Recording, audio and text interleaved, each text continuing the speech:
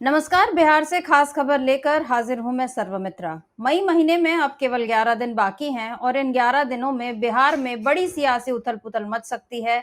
इसकी संभावनाएं अभी से दिखने लगी हैं क्योंकि खबर आई है राहुल गांधी मई के आखिरी में बिहार पहुंच रहे हैं। 5 महीने में ये उनकी 5वीं यात्रा होगी और इस महीने में तो ये उनकी दूसरी यात्रा होगी। अभी पिछले ही हफ्ते राहुल गांधी पहुंचे थे दरभंगा और उसके बाद पटना। और राहुल के इस एक दिन के बिहार दौरे में कितनी सियासत गर्म हो गई थी ये हम सबने देखा है। अब एक बार राहुल गांधी फिर से बिहार पहुंच रहे हैं और खबर ये भी है कि प्रधानमंत्री मोदी भी अब बिहार पहुंचने वाले हैं, वो भी मई के आखिरी में ही जाएंगे। तो जाहिर है बिहार का चुनावी मंच सज गया है। एनडीए और महागठबंधन दोनों के अपनी अपनी रणनीतियां तैयार हैं, लेकिन राहुल गांधी ने इस बार एक ऐसी रणनीति बना ली है जिसमें मोदी की परेशानी काफी बढ़ सकती है और अटल जी का सपना पूरा करने में उनको काफी तकलीफ हो सकती है, क्योंकि राहुल गांधी ने इस बार अपनी दादी इंदिरा गांधी के की राह पर चलना तय किया है। आपको याद होगा 27 मई 1977 का वो दिन जब बेलछी गांव में 11 दलितों की बहुत बुरी तरह उनकी हत्या कर दी गई थी और ये एक तरह से इसको नरसंहार कहा गया था। तो तब बेलछी गांव में जो ये अत्याचार हुआ था उसकी गूंज पूरे देश में पहुंची थी और तब ये वो वक्त था जब इमरजेंसी के बाद इंदिरा गांधी सत्ता से बाहर हो चुकी थी और ऐसा माना जा रहा था, ये कहा जा रहा था कि इंदिरा गांधी का अब कोई राजनीतिक भविष्य नहीं है और कांग्रेस से भी सारी उम्मीदें खत्म हो गई थी। लेकिन ऐसे में इंदिरा गांधी अगस्त 1978 में, माफ कीजिए, अगस्त 1977 में ही इंदिरा गांधी गई बेलछी गांव और बेलछी तक पहुंचना भी उनके लिए आसान नहीं था। और जिस तरह से इंदिरा गांधी बेलछी पहुंची वो अब एक सियासत में किंवदंती की तरह बन चुका है। आप जानते हैं इंदिरा गांधी दिल्ली से पटना तो एयरपोर्ट मतलब हवाई जहाज से आई, उसके बाद पटना एयरपोर्ट से वो निकली बेलछी गांव के लिए। तो भारी बारिश का वक्त था और इंदिरा गांधी को कुछ दूर तक तो वो कार से गई। उसके बाद ये बताया गया कि आगे इतना कीचड़ है, इतनी बारिश है कि अब कार का चलना भी संभव नहीं है। तो इंदिरा गांधी ट्रैक्टर पर सवार हुई और ट्रैक्टर के बाद भी जब आगे रास्ता बंद रहा और एक बरसाती उफनती नदी भी थी तो इंदिरा गांधी ने यह तय किया कि मैं हाथी पर बैठकर जाऊंगी, लेकिन जाऊंगी जरूर। और हाथी जब आया तो उसपे जो ऊपर हौदा बना होता है जिस पर बैठने में आसानी होती है, वो हौदा भी नहीं था। तो इंदिरा गांधी वैसे ही बैठी और एक तरह से जान जोखिम में डालकर इंदिरा गांधी बेलछी गांव पहुंची। और जब वो पहुंची तो एक अपने पूर्व प्रधानमंत्री को देखकर वहां के गांव वाले जो हैं वो हैरान रह गए और उनको आश्चर्य हुआ, खुशी हुई और एक उम्मीद भी बंधी कि उनकी सुनवाई करने वाला अभी कोई है। और इसके साथ साथ उनको अफसोस भी हुआ कि हमने क्यों चुनाव में इंदिरा गांधी को वोट नहीं दिया था। और इसके बाद तो फिर पूरी कहानी बदल गई। कांग्रेस कैसे रिवाइव हुई और इंदिरा गांधी फिर से कितने भारी बहुमत से जीती, ये सब इतिहास में दर्ज है। अब राहुल गांधी के भी बेलछी जाने की चर्चा चल रही है और वो भी इसी महीने में, और मई के महीने में भी 27 मई की ही बात हो रही है। अभी कांग्रेस की जो बिहार कांग्रेस कमेटी है उसने एक प्रस्ताव दिया है और वो बेलछी गांव में और नालंदा में, वहीं जहां बेलछी है वहां पर पिछड़ा और अति पिछड़ा वर्गों का एक सम्मेलन कराना चाहती है और जिसमें वो राहुल गांधी को बुलाना चाहती है। इसके लिए उसने कांग्रेस आला कमान को पूरी एक कार्यक्रम की रूपरेखा बनाकर भेजी है और ये उनसे अनुमति मांगी है। अगर वहां से हरी झंडी मिलती है तो राहुल गांधी का फिर बिहार दौरा तय हो जाएगा। वैसे भी माना जा रहा है कि तय ही है, लेकिन बेलछी का ये जो सम्मेलन है ये, इसके बारे में अभी कोई पुष्ट खबर नहीं आई है, लेकिन बेलछी का नाम आना ही ये बता रहा है कि बिहार की सियासत में अब बड़ा उलटफेर हो सकता है। राहुल गांधी अब तक बहुत छोटे छोटे कदम चल लिए, अब एकदम बड़ी छलांग लगाने की तैयारी में कांग्रेस है, ये नजर आ रहा है। राहुल गांधी बेलछी जाएंगे। नालंदा का ये जो सम्मेलन है इसमें किस तरह से शिरकत करते हैं, कौन सी तारीख को ये कार्यक्रम होता है, इसके डिटेल आना अभी बाकी है। इसके साथ साथ खबर यह है कि राहुल गांधी को सीमांचल भी बुलाया जा रहा है, क्योंकि सीमांचल में बीजेपी का कोई बड़ा आधार नहीं है। हालांकि उसकी काफी कोशिश अभी लगातार चल रही है कि किसी भी तरह वो इस सीमांचल के एरिया में, सीमांचल के पूरे इलाके में वो हिंदुत्व का को फैलाए और इसके लिए गिरिराज सिंह जैसे नेताओं को आगे किया गया है। ये हमने देखा है कि कैसे उन्होंने एक यात्रा भी निकाली थी। तो ये सारी चीजें सीमांचल में चल रही है और सीमांचल को कैसे उसमें पूरा एक हिंदुत्व का गढ़ बनाया जा रहा है, लेकिन यहाँ पर हमेशा से कांग्रेस का एक मजबूत आधार रहा है, मुस्लिम वोट यहाँ पर काफ़ी ज़्यादा हैं और ऐसे में कांग्रेस की ये तैयारी है कि राहुल गांधी को सीमांचल भी बुलाना चाहिए। तो एक तरफ दलित, अति पिछड़े, पिछड़े जाति के लोगों को साधना और दूसरी तरफ मुस्लिमों को साधना, ये दोनों काम कांग्रेस एक साथ कर रही है और राहुल गांधी अगर आते हैं सीमांचल भी जाते हैं और नालंदा और बेलछी भी पहुंचते हैं तो समझ सकते हैं हम कि कितना बड़ा सियासी उलटफेर यहाँ पर हो सकता है। दरअसल राहुल गांधी का इस समय पूरा फोकस, उनकी जो रणनीति है, उन्होंने जो बिहार के लिए प्लान बनाया है, वो ओबीसी के साथ साथ ईबीसी यानी जो अति पिछड़ा वर्ग है, उनको भी साधने की यहाँ पर राहुल गांधी कोशिश कर रहे हैं, क्योंकि इस अति पिछड़े वर्ग का बिहार में खासा महत्व है और उसका खासा प्रभाव भी है। लालू प्रसाद जी ने इस बात को समझा था, तो इसका फायदा उनको सत्ता में मिला। उसके बाद नीतीश कुमार ने भी इस बात को समझा और अपने शासनकाल में उन्होंने इन वर्गों के लिए बार-बार ये बताया कि कौन-कौन सी वो सामाजिक कल्याणकारी योजनाएं इनके लिए लागू कर रहे हैं। हालांकि जब से नीतीश कुमार बीजेपी के साथ आए हैं और उन पर सनातन का जो दबाव और प्रभाव दोनों देखा जा रहा है, उसके बाद ऐसा लग रहा है कि ये जो अति पिछड़ा वर्ग जो अब तक नीतीश कुमार के साथ होता था, जिस कुर्मी समुदाय की बदौलत नीतीश कुमार बड़े नेता बने थे, अब ऐसा लग रहा है कि ये सब लोग भी उनसे छिटकते जा रहे हैं। मैं आपको बता दूं, थोड़ा-सा हम आंकड़ा भी देख लेते हैं कि किस तरह से ईबीसी जो है बिहार में प्रभाव रखता है।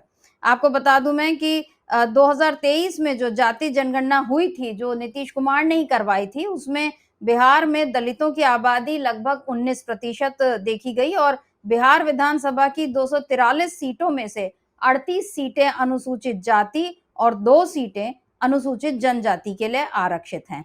और ये जो 40 सीटें यानी कुल ऐसा मान लेना चाहिए, इन पर अभी तक नीतीश कुमार, रामविलास, लालू यादव, इनका ही वोट बैंक जो है माना जाता था।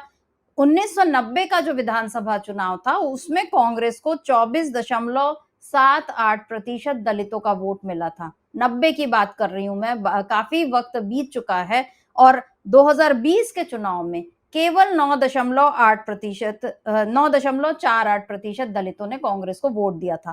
कहां 24.78% और कहां 9.48%। हम समझ सकते हैं कि बिहार में कांग्रेस जो कमजोर हुई, तो उसके पीछे बड़ा कारण क्या था? इन्हीं दलित वर्गों का छिटकना कांग्रेस से। और इस पर चाहे रामविलास पासवान हो, चाहे लालू यादव हो, चाहे नीतीश कुमार हो, इनका असर दिखाई देना। तो दलित वोट जो जिस तरह से शिफ्ट हुआ था कांग्रेस से, अब राहुल गांधी उस वोट बैंक को वापस लेने की तैयारी में हैं और बेलछी अगर आते हैं राहुल गांधी, तो इस जो खोए हुए जो प्रतिशत है, उसको वापस हासिल कर सकते हैं, वापस कांग्रेस गेन कर सकती है, ऐसा माना जा रहा है।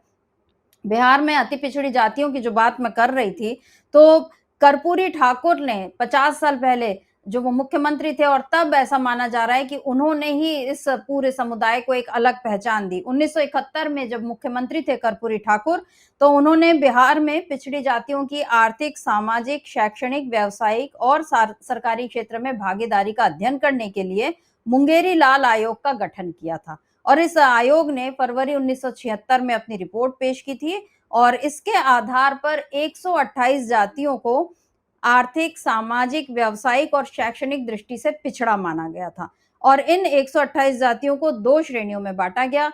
34 जातियां पिछड़ा वर्ग में आई और 94 जातियां अति पिछड़ा वर्ग यानी ईबीसी में आई। और कर्पूरी ठाकुर जब 1977 में दूसरी बार मुख्यमंत्री बने, तो उन्होंने 78 में मुंगेरी लाल आयोग की सिफारिशों को लागू करने का फैसला किया और इन सिफारिशों में पिछड़े वर्गों के लिए 8%, अत्यंत पिछड़े वर्गों के लिए 12%, सभी जातियों की महिलाओं के लिए 3% और आर्थिक रूप से पिछड़ी जातियों के लिए 3% आरक्षण शामिल था। हालांकि बाद में सुप्रीम कोर्ट ने आर्थिक मानदंडों के आधार पर आरक्षण को असंवैधानिक घोषित कर दिया था। मुंगेरी लाल आयोग की रिपोर्ट ने बिहार में अति पिछड़ी जातियों में राजनीतिक जागरूकता पैदा की और उन्हें आरक्षण का लाभ दिलाने में सक्षम बनाया और इसके साथ साथ उनके प्रतिनिधित्व पर केंद्रित एक नई राजनीतिक दिशा जो है वो यहाँ से तैयार हुई। यानी 50 साल पहले जो काम कर्पूरी ठाकुर ने किया था, उसमें ईबीसी को एक अलग पहचान मिली। ये बताया गया कि कौन कौन सी जातियां, 94 जातियां ईबीसी में आई और इनमें से ये किस तरह से आर्थिक, सामाजिक, शैक्षणिक, व्यावसायिक रूप से पिछड़ी हुई हैं।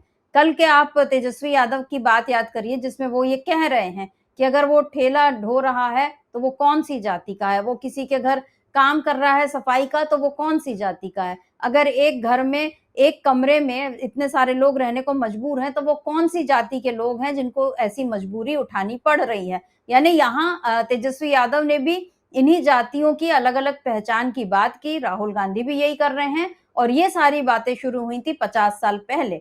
अगर 50 सालों से ये बात चल रही थी तो बीच में बहुत सारे सभी का राज रहा और 20 साल तो कम से कम नीतीश कुमार को हो गए। लेकिन नीतीश कुमार भी अगर ये बोलते हैं कि मैंने ईबीसी के कल्याण के लिए बहुत कुछ किया, तो सवाल ये है कि अभी भी उनको इतनी तकलीफों से क्यों गुजरना पड़ रहा है? क्यों राहुल गांधी को अंबेडकर छात्रावास जाने से रोका गया? क्यों राहुल गांधी को दरभंगा में शिक्षा न्याय संवाद करने से रोका गया? ये अगर रोकने का मतलब ही था कि कहीं कुछ गड़बड़ है, कहीं कुछ छुपाना है जिसको नीतीश कुमार दिखाना नहीं चाहती, तो इसी बात को लेकर पूरा हंगामा भी खड़ा हुआ था। अब राहुल गांधी भी समझ गए हैं कि किस तरह से उनको बिहार में आगे बढ़ना है। मैं आपको बता दूं कि जो अक्टूबर 2023 में जो नीतीश कुमार ने जो जाति जनगणना कराई थी, उसमें भी उन्होंने ये बताया था कि राज्य की कुल आबादी का 36% हिस्सा ईबीसी वर्ग से आता है, जिनमें 112 जातियां हैं। जो 36% आबादी है बिहार की, उसमें 112 जातियां हैं जो ईबीसी की हैं। और इनमें जो 4 जातियां हैं, तेली, मल्लाह, कानू और धानुक, इनकी आबादी 2% से ज्यादा है। इसके बाद 7 और जातियां हैं, नोनिया, चंद्रवंशी, नाई, बरहाई, धुनिया, ये मुस्लिम समुदाय से होते हैं। कुम्हार और कुंजरा, ये भी मुस्लिम समुदाय से होते हैं। ये 7 जातियां जो हैं, इनकी आबादी 2% से कम है। और इसके अलावा जुलाहा जाति जो है, जो मुस्लिम समुदाय से ही आती है, इसकी आबादी है 3.5%।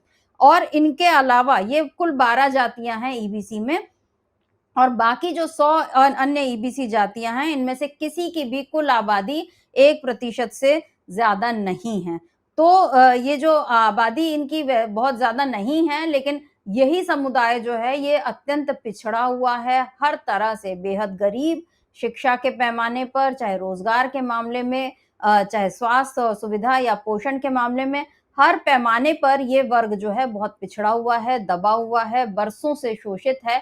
और अब राहुल गांधी ने इस वर्ग की आवाज उठाना, इसका फैसला कर लिया है। इस वर्ग को इस बार चुनाव के केंद्र में लाने की तैयारी राहुल गांधी की है। तो अति पिछड़ा, पिछड़ा और उसके साथ साथ दलितों की और मुस्लिमों की जो बात राहुल गांधी अब कर रहे हैं, उससे बिहार में एकदम एक नया माहौल बन रहा है। और जब जैसा मैंने जिक्र किया कि जो चाहे दरभंगा में वो गए और अंबेडकर छात्रावास जाने से जब उनको रोका गया, तो उसके बाद किस तरह से तमाम बीजेपी नेताओं ने उन पर बहुत सारे तंज कसे और ये कहा कि वो यहाँ कानून व्यवस्था बिगाड़ने आए थे। राहुल गांधी पर एफआईआर भी दर्ज हो चुकी है। हालांकि राहुल गांधी ने ये कहा कि ये इस तरह के एफआईआर मेरे लिए मेडल की तरह हैं। अब राहुल गांधी आज तो खैर वो कर्नाटक में है, वहां पर वो कार्यक्रम कर रहे हैं। लेकिन इस बीच कल का जो उनका ट्वीट था, जिसमें उन्होंने एस जयशंकर पर हमला बोला था कि आप बताइए कि आखिर हमारे कितने लोग, हमारे कितने लड़ाकू विमान जो हैं वो पाकिस्तान में मारे गए, और आपने किस तरह से ये जो जानकारी दे दी स्ट्राइक की, इस सब का सच आप बताइए। राहुल गांधी के ऐसे सवाल से बीजेपी काफी परेशान है और अलग अलग तरीकों से उन पर हमले कर रहे हैं। कोई कह रहा है कि वो पाकिस्तान की सोच रखते हैं। बीजेपी ने एक चित्र जारी किया जिसमें ये बताया गया कि आधा चेहरा राहुल गांधी का और आधा जो है वो पाकिस्तानी जनरल का। गिरिराज सिंह, जो बिहार के फायर ब्रांड नेता माने जाते हैं बीजेपी के, उनका एक ट्वीट आया है जिसमें उन्होंने राहुल गांधी के लिए ये लिखा कि राहुल गांधी चीन में बनी पाकिस्तानी मिसाइल हैं। इस किस्म की बातें नेता प्रतिपक्ष के लिए हो रही हैं। लेकिन अब ये पुराना वाला वक्त नहीं रहा जहां राहुल गांधी पर हमले होंगे और कांग्रेस उसको चुपचाप देखेगी, और कम से कम बिहार में तो अब ऐसा नहीं लग रहा।